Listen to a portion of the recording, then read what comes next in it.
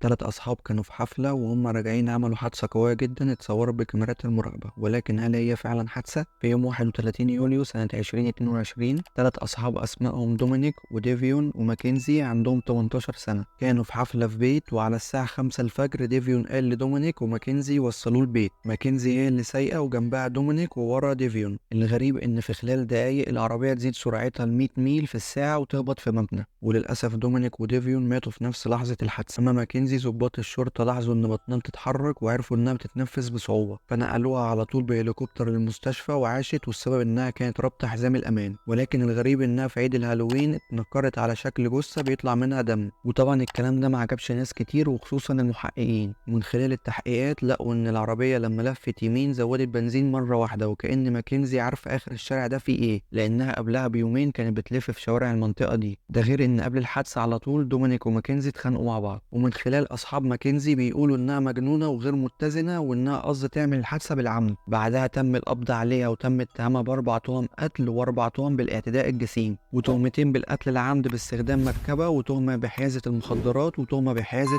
أدوات إجرامية، وتم الحكم عليها بالسجن لمدى الحياة ولكن ممكن تطلع من السجن بعد 15 سنة، وهي دلوقتي في سجن أوهايو للنساء. بس كده متنساش تعمل لايك وتشترك في القناة. سلام.